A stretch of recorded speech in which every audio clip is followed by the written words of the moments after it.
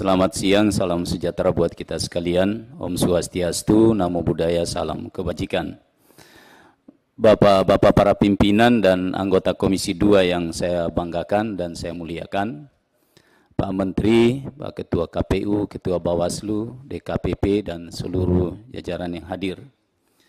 Pada kesempatan ini, pertama-tama saya ingin menyampaikan ucapan terima kasih dan apresiasi yang sangat tinggi kepada Pak Mendagri, mewakili pemerintah, karena saya kira apa yang disampaikan oleh Pak Menteri tadi, ini yang ditunggu-tunggu juga hari ini oleh pegiat demokrasi.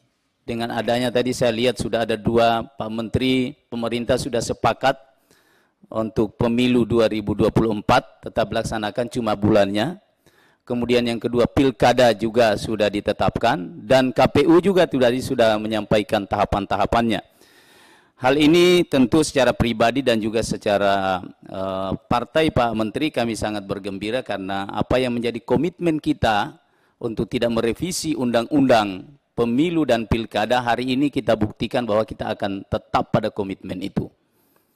Yang kedua, soal teknis saya kira kita dengar tadi ada 2 konsep yang ditawarkan oleh pemerintah dan juga oleh KPU. Dan kita sepakat nanti akan kita dalami, kita pertemukan pada saat konsinyering.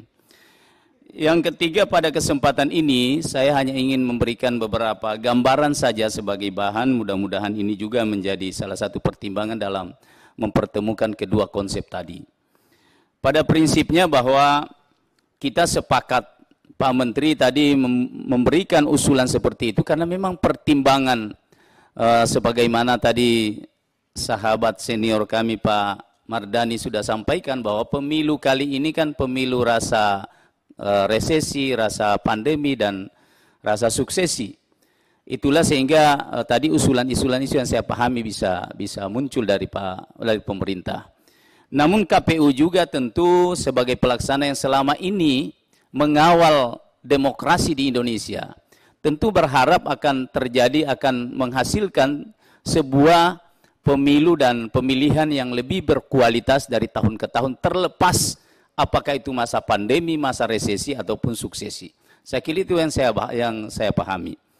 Oleh karena itu terkait dengan soal anggaran, saya mungkin orang yang setuju bahwa anggaran itu sebetulnya membangun demokrasi itu tidak boleh dihitung dengan anggaran.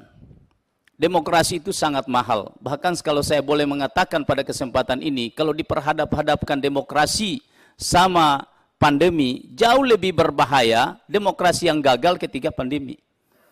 Pandemi tidak bisa membubarkan negara, tapi demokrasi yang gagal pasti akan membubarkan negara.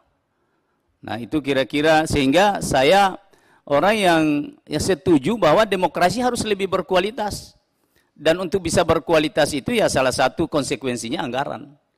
Kemudian tahapan, karena tahapan juga penting.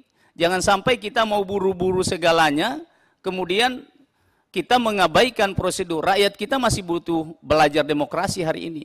Jangan kita menganggap bahwa rakyat kita ini sudah mengerti semua soal demokrasi, bagaimana cara memilih pemimpin. Kita ingin bahwa demokrasi kita semakin hari semakin berkualitas. Saya kira itu saja pandangan saya Pak Ketua. Terima kasih. Wallahu musta'an. Assalamualaikum warahmatullahi wabarakatuh. Assalamualaikum warahmatullahi wabarakatuh. Pak Cornelis.